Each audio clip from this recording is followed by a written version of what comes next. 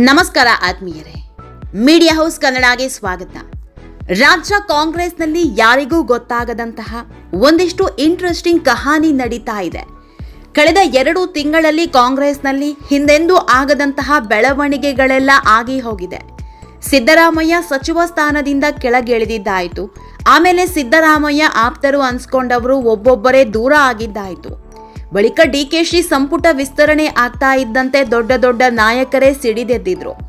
ಇದರ ಬೆನ್ನಲ್ಲೇ ಸಿದ್ದರಾಮಯ್ಯರನ್ನ ಪಕ್ಷದಿಂದ ದೂರ ಇಡ್ತಿದ್ದಾರೆ ಅನ್ನೋ ಮಾತು ಕೇಳಿ ಬಂದಿದ್ವು. ಅದಕ್ಕೆ ತಕ್ಕಂತೆ ಒಂದಿಷ್ಟು ಸಂಗತಿಗಳು ಕೂಡ ಸೃಷ್ಟಿಯಾದವು. ಆದರೆ ಸಿದ್ದರಾಮಯ್ಯ ಮಾತ್ರ ಅದ್ಯಾವುದಕ್ಕೂ ರಿಯಾಕ್ಟ್ ಮಾಡಿರಲಿಲ್ಲ. ಕಾಂಗ್ರೆಸ್ನ ಬಹುತೇಕ ನಾಯಕರು ಪ್ರತಿಕ್ರಿಯೆ ನೀಡಿದ್ರು. ಸಿದ್ದು ಮಾತ್ರ ಯಾವುದರ ಬಗ್ಗೆಯೂ ತುಟಿ ಬಿಚ್ಚಿರಲಿಲ್ಲ. ಕೊನೆಗೆ ಸಂಪುಟ ವಿಸ್ತರಣೆ ಅನ್ನೋದು ಕಾಂಗ್ರೆಸ್ ಪಾಲಿಗೆ ಗಜ ಪ್ರಸವದಂತಾಗಿತ್ತು. 2 ತಿಂಗಳು ಅಳೆದು ತೂಗಿ ಸಚಿವ ಸಂಪುಟ ವಿಸ್ತರಣೆ ಮಾಡಿದ್ರು. ಈ ಸಂಪುಟ ವಿಸ್ತರಣೆ ಆದ ಮೇಲಂತೂ ಕಾಂಗ್ರೆಸ್ನಲ್ಲಿ ಬೆಂಕಿ ಬಿರುಗಾಳಿಯೇ ಎದ್ದಿದೆ.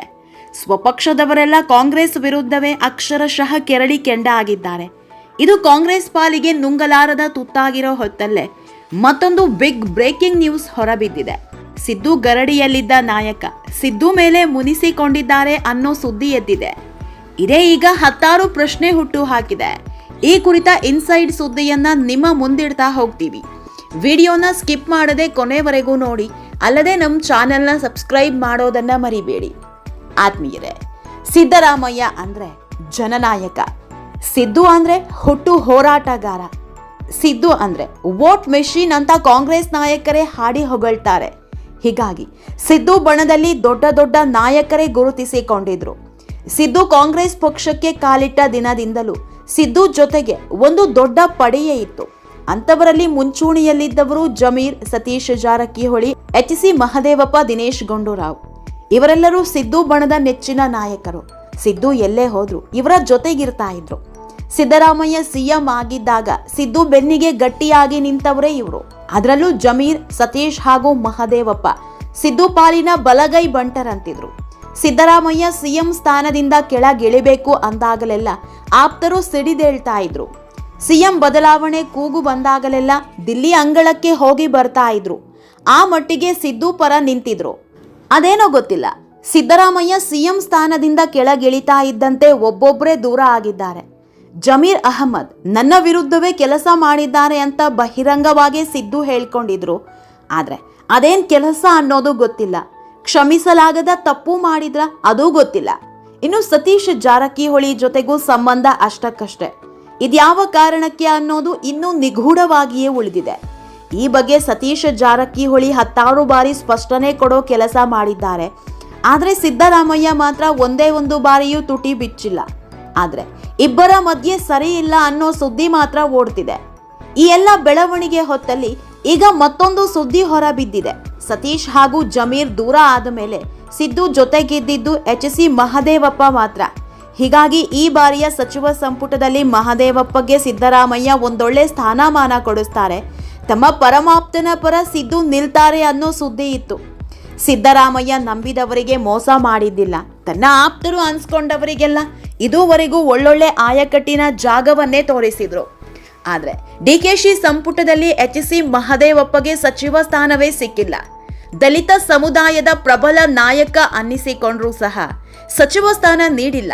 ಇದರ ಬೆನ್ನಲ್ಲೇ ಈಗ ಮಹದೇವಪ್ಪ ಕೂಡ ಸಿದ್ದು ಬಗ್ಗೆ ಮುನಿಸಿಕೊಂಡಿದ್ದಾರೆ ಅನ್ನೋ ಮಾತು ಕೇಳಿ ಬರ್ತಾ ಇದೆ. ಈ ಎಲ್ಲ ವೃತ್ತಾಂತದ ಸುತ್ತ 10 ಸುದ್ದಿಗಳು ಓಡಾಡೋದಕ್ಕೆ ಶುರುವಾಗಿದೆ.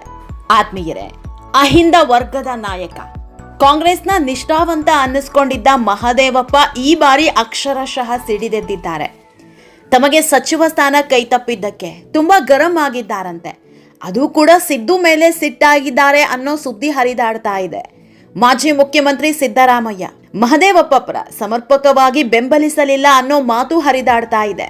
ಹೀಗಾಗಿ ಈ ಬಗ್ಗೆ ಸಿದ್ದು ಪುತ್ರ ಯತೀಂದ್ರ ಸಿದ್ದರಾಮಯ್ಯ ರಿಯಾಕ್ಟ್ ಮಾಡಿದ್ದಾರೆ. ಸಿದ್ದರಾಮಯ್ಯ ವಿರುದ್ಧ ಹರಿದಾಡ್ತಾ ಇರೋ ಆರೋಪವನ್ನ ತಳ್ಳಿ ಹಾಕಿದ್ದಾರೆ. ನಮ್ಮ ತಂದೆ ದೆಹಲಿ ನಾಯಕರಿಗೆ ಸಲ್ಲಿಸಿದ್ದ ಪಟ್ಟಿಯಲ್ಲಿ ಮಹದೇವಪ್ಪ ಅವರ ಹೆಸರೇ ಮೊದಲ ಸ್ಥಾನದಲ್ಲಿತ್ತು. ಆದ್ರೂ ಅವರಿಗೆ ಯಾಕೆ ಹೀಗಾಯ್ತೋ ಗೊತ್ತಿಲ್ಲ. ಸಿದ್ದರಾಮಯ್ಯ ಮಹದೇವಪ್ಪರನ್ನ ಬೆಂಬಲಿಸಿಲ್ಲ ಅನ್ನೋದು ಸುಳ್ಳು ಅಂದಿದ್ದಾರೆ. ಈ ಎಲ್ಲ ಬೆಳವಣಿಗೆ ಬೆನ್ನಲ್ಲೇ ಡಾಕ್ಟರ್ HC ಮಹದೇವಪ್ಪ ದೆಹಲಿಗೆ ಹಾರಿದ್ದಾರೆ. ಕಾಂಗ್ರೆಸ್ನ ಕೇಂದ್ರ ನಾಯಕರ ಭೇಟಿಗೆ ಮುಂದಾಗಿದ್ದು ದೊಡ್ಡ ಬೆಳವಣಿಗೆಗೆ ಮುನ್ಸೂಚನೆ ನೀಡಿದ್ದಾರೆ. ಆತ್ಮೀಯರೇ, ಕಾಂಗ್ರೆಸ್ನಲ್ಲಿ ಎದ್ದಿರೋ ಸಂಪುಟ ಜ್ವಾಲಾಮುಖಿ ಕೈ ನಾಯಕರನ್ನ ಸುಡೋದಕ್ಕೆ ಶುರು ಮಾಡಿದೆ. ಸಚಿವ ಸ್ಥಾನ ಸಿಗದ ಹಿರಿಯ ನಾಯಕರು ಅಕ್ಷರಶಃ ಕೆರಳಿ ಕೆಂಡ ಆಗಿದ್ದಾರೆ. ಕಾಂಗ್ರೆಸ್ನಲ್ಲೇ ಸಮಾನ ಮನಸ್ಕರ ವೇದಿಕೆಯೊಂದು ರೆಡಿಯಾಗಿದೆ. ಎಚ್.ಕೆ. ಪಾಟೀಲ್, ಟಿ.ಬಿ. ಜಯಚಂದ್ರ ನೇತೃತ್ವದಲ್ಲಿ ಆಗಸ್ಟ್ 13ರಂದು ಡಿನ್ನರ್ ಮೀಟಿಂಗ್ ನಡೆಸೋದಕ್ಕೆ ಮುಂದಾಗಿದ್ದಾರೆ. ಇದು ಕಾಂಗ್ರೆಸ್ ಪಾಳೆಯದಲ್ಲಿ ಸಂಚಲನ ಮೂಡಿಸ್ತಾ ಇದೆ. ಅಂದಿನ ಸಭೆಗೆ ಯಾವೆಲ್ಲ ನಾಯಕರು ಹೋಗ್ತಾರೆ, ಮುಂದೆ ಯಾವ ಹೆಜ್ಜೆ ಇಡ್ತಾರೆ ಅನ್ನೋದೇ ಯಕ್ಷ ಪ್ರಶ್ನೆಯಾಗಿದೆ. ಆತ್ಮೀಯರೇ, ಈ ವಿಡಿಯೋ ನಿಮಗೆ ಇಷ್ಟವಾದಲ್ಲಿ ಲೈಕ್ ಮಾಡಿ, ಶೇರ್ ಮಾಡಿ, ಕಾಮೆಂಟ್ ಮಾಡಿ. ಇನ್ನೂ ನಮ್ಮ ಚಾನೆಲ್ನ ಸಬ್ಸ್ಕ್ರೈಬ್ ಮಾಡಿಲ್ಲ ಅಂದರೆ ಮಿಸ್ ಮಾಡಬೇಡಿ, ಈಗಲೇ ಸಬ್ಸ್ಕ್ರೈಬ್ ಮಾಡಿ.